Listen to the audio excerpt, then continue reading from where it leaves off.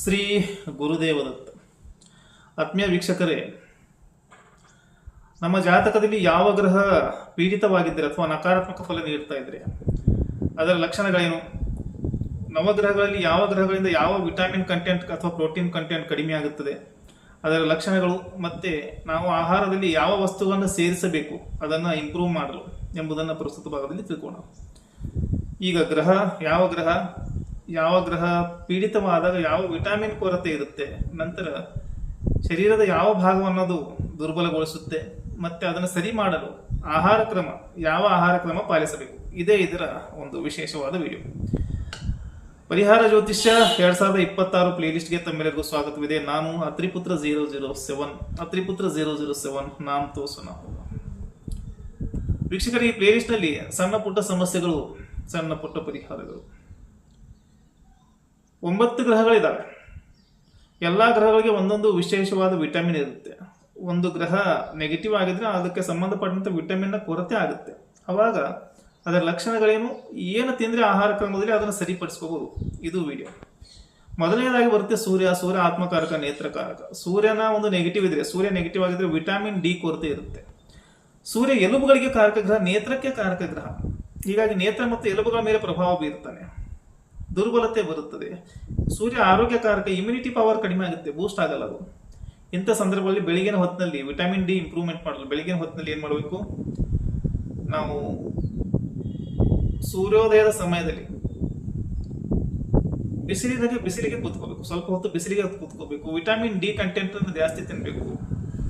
Paneer, mushroom ಇದೆಲ್ಲ ಆಹಾರ ತಿನ್ಬೇಕು. ಇನ್ನು ಚಂದ್ರ ಕೆಟ್ಟ ಕ್ಯಾಲ್ಸಿಯಂ ಕೆಡುತ್ತೆ, ಜಲತತ್ವ ಕೆಡುತ್ತೆ, ಮಾನಸಿಕ ಅಸ್ಥಿರತೆ ಬರುತ್ತೆ, ನಿದ್ರೆ ಬರಲ್ಲ, ಚಿಂತೆ ಕಾಡುತ್ತೆ. ಹಾಲು ಮೊಸರು ಹಣ್ಣು ಇದೆಲ್ಲ ತಿನ್ಬೇಕು, ಹಾಲು ಮೊಸರು. ಆಮೇಲೆ ಎಳೆನೀರು ಕುಡಿಬೇಕು ಅದಕ್ಕೆ. ಇನ್ನು ಪೂಜಾ, ಮಂಗಳ ಬಂದಾಗ, ಮಂಗಳ ಕೆಟ್ಟಾಗ ಐರನ್ ಕಂಟೆಂಟ್, ವಿಟಮಿನ್ B12, ಕಬ್ಬಿಣದ ಅಂಶ, ಲೋಹ ಅಂಶ ಕಡಿಮೆ ಆಗುತ್ತದೆ. ಇಂಥ ಸಂದರ್ಭದಲ್ಲಿ ಕುಜ ಲೋಹಿತಾಂಗನಾಗಿದ್ದಾನೆ, ಕಬ್ಬಿಣದ ಅಂಗ ಹೊಂದಿರ್ತಾನೆ. ಹೀಗಾಗಿ ರಕ್ತದ ಕೊರತೆ ಆಗುತ್ತದೆ, ಅನಿಮಿಯಾ ಬರುತ್ತದೆ, ರಕ್ತಹೀನತೆ ಬರುತ್ತದೆ, ತಲೆ ಸುತ್ತಿ ಬೀಳುತ್ತೆ, ಎನರ್ಜಿ ಕಡಿಮೆ ಆಗುತ್ತೆ. ಇಂಥ ಸಂದರ್ಭಗಳಲ್ಲಿ ಈ ದಾಳಂಬರಿ ಹಣ್ಣು ತಿನ್ಬೇಕು, ಮತ್ತೆ ಬೆಲ್ಲವನ್ನು ತಿನ್ಬೇಕು. 4ನೇದು ಬರುತ್ತೆ ಬುಧ ಬಂದಾಗ ವಿಟಮಿನ್ ಬಿ ಕಾಂಪ್ಲೆಕ್ಸ್ ಕಡಿಮೆ ಆಗುತ್ತೆ. ಇಂಥ ಸಂದರ್ಭದಲ್ಲಿ ನೆನಪಿನ ಶಕ್ತಿ ಕಡಿಮೆ ಆಗುವುದು, ನರಗಳ ಸಮಸ್ಯೆ, ತ್ವಚೆ ಚರ್ಮ ಸಮಸ್ಯೆ ಬರುತ್ತೆ. ಇಂಥ ಸಂದರ್ಭಗಳಲ್ಲಿ ಹೆಸರು ಕಾಳು ಅಥವಾ ಹಸಿರು ಪಲ್ಯಗಳನ್ನ ತಿನ್ನಬೇಕು. ಗುರು ವಿಟಮಿನ್ B12 ಕೆಡುತ್ತೆ, ವಿಟಮಿನ್ B12 ಕೆಟ್ಟಾಗ ಪ್ರೋಟೀನ್ಗಳು ಕಡಿಮೆ ಆಗ್ತವೆ, ಇದರಿಂದ ದಪ್ಪತನ. ಗುರು ಇಸ್ ಅ ಕಾರಕ ಫಾರ್ ಒಬೆಸಿಟಿ, ದಪ್ಪತನ ಬರುತ್ತೆ, ಲಿವರ್ ಸಮಸ್ಯೆ ಬರುತ್ತೆ, ಸುಸ್ತಾಗುತ್ತೆ, ಮತ್ತೆ ಶುಗರ್, ಮಧುಮೇಹ ಬರುತ್ತೆ.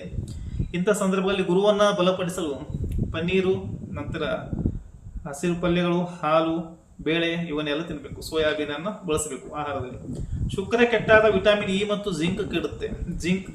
ಜಿಂಕ್ ಕೆಟ್ಟಾಗ ಏನಾಗುತ್ತೆ, ಇಲ್ಲಿ ಪ್ರಜನನ ಕ್ಷಮತೆ ಕಡಿಮೆ ಆಗುತ್ತದೆ, ಹಾರ್ಮೋನ್ಗಳು ಇನ್ಬ್ಯಾಲೆನ್ಸ್ ಆಗ್ತವೆ, ಸಂತುಲತೆ ಇರಲ್ಲ. ಈ ರೀತಿ ಇದ್ದಾಗ ಬಾದಾಮನ ತಿನ್ಬೇಕು, ಅಖರೋಟ್ ತಿನ್ಬೇಕು. ಈ ರೀತಿಯಾದಂಥ ವಸ್ತುಗಳನ್ನ ಆಹಾರದಲ್ಲಿ ಸೇರಿಸಬೇಕು. ಶನಿ ಕೆಟ್ಟಾಗ ಕ್ಯಾಲ್ಸಿಯಂ ಇರಲ್ಲ, ವಿಟಮಿನ್ ಡಿ ಕೊರತೆ, ಮ್ಯಾಗ್ನೀಷಿಯಂ ಕೊರತೆ ಬರುತ್ತೆ. ಇದರಿಂದ ಈ ಕೀಲುಗಳಲ್ಲಿ, ನೀಸ್ಗಳಲ್ಲಿ ಸಮಸ್ಯೆ ಬರುತ್ತೆ, ನರಗಳ ಸೆಳೆತ ಆಗುತ್ತೆ. ವಿಶೇಷವಾಗಿ ಪಾದಗಳು, ಕಾಲುಗಳಲ್ಲಿ ಸಂಧಿವಾತ ಬರುತ್ತೆ. ಇಂಥ ಸಂದರ್ಭಗಳಲ್ಲಿ ಎಳ್ಳು ಆಹಾರದಲ್ಲಿ ಸೇರಿಸಬೇಕು, ಅಥವಾ ಹಸಿರು ಈ ಪಲ್ಯಗಳನ್ನ ತಿನ್ನಬೇಕಾಗುತ್ತೆ. ರಾಹು ಕೆಟ್ಟಾಗ ನೋಡಿ, ರಾಹು ಮತ್ತು ಕೇತು ಕೆಟ್ಟಾಗ, ರಾಹು ಕೆಟ್ಟರೆ ಏನಾಗುತ್ತೆ, Rahu vitamin D, vitamin B12 ಇದರ ಕೊರತೆ ಬರುತ್ತದೆ. ಇದರಿಂದ ಎಲರ್ಜಿ ಬರುತ್ತೆ, ಚರ್ಮ ಸಮಸ್ಯೆ ಕೊಡ್ತಾನೆ, ಇಲ್ಯೂಷನ್ ಕೊಡ್ತಾನೆ, ಭ್ರಮೆ ಕೊಡ್ತಾನೆ, ಮಾನಸಿಕ ಅಸ್ಥಿರತೆ ಕೊಡ್ತಾನೆ, ಮನೋರೋಗ ಕೊಡ್ತಾನೆ, ಚಟ ಮಾಡುವ ಹಾಗೆ ಮಾಡ್ತಾನೆ. ಇಂಥ ಸಂದರ್ಭದಲ್ಲಿ ರಾಹುವಿನ ಪ್ರಭಾವ ಮೆದುಳಿನ ಮೇಲೆ ಇರುತ್ತೆ. ರಾಹು ಈ ಲಕ್ವಾಗಿಕೋ ಇದಕ್ಕೆ ಕಾರಕ ಗ್ರಹ, ಪಾರ್ಶ್ವವಾಯು ಇದಕ್ಕೆಲ್ಲ. ಸಾತ್ವಿಕ ಆಹಾರ ಧರಿಸಬೇಕು, ವ್ಯಸನಗಳನ್ನ ಬಿಡಬೇಕು, ಮತ್ತೆ ಗ್ರೀನ್ ವೆಜಿಟೇಬಲ್ಸ್ ತಿನ್ಬೇಕು. ಕೇತು ಬರುತ್ತೆ, ಕೇತು ಏನಾಗುತ್ತೆ ಅಂದ್ರೆ ವಿಟಮಿನ್ B12 ಮತ್ತು ಮ್ಯಾಗ್ನೀಷಿಯಂ ಕೊರತೆ ಆಗುತ್ತೆ. ಮ್ಯಾಗ್ನೀಷಿಯಂ ಕೊರತೆ ಇದ್ದಾಗ ಇಲ್ಲಿ ನರಗಳಲ್ಲಿ ಸಮಸ್ಯೆ, ಚಿಂತೆ, ಆಧ್ಯಾತ್ಮಿಕತೆ ಕಡೆ ಸೇರುತ್ತೆ, ಭೌತಿಕ ಜೀವನ ಬೇಡ ಅನಿಸುತ್ತೆ. ಕೇತು ಹೃದಯದ ಮೇಲೆ ಪರಿಣಾಮ ಮಾಡ್ತಾನೆ. ರಾಹು ಮೆದುಳಿನ ಮೇಲೆ. Rahu impacts mind, eclipses mind, and Ketu eclipses heart.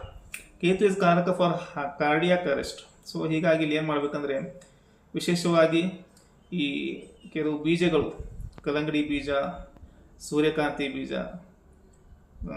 ಈ ರೀತಿ ಇರುತ್ತವೆ, ಅವುಗಳನ್ನ ತೆಗೆದುಕೋಬೇಕು. ಇದರ ಜೊತೆಗೆ ಹಾಲು ಮತ್ತೆ ಬಾಳೆಹಣ್ಣನ್ನ ಜಾಸ್ತಿ ಸೇವಿಸಬೇಕು. ವಿಡಿಯೋ ಇಷ್ಟ ಆದರೆ ಲೈಕ್ ಮಾಡಿ ಮತ್ತು ಶೇರ್ ಮಾಡಿ. ಶ್ರೀ ಗುರುದೇವರು.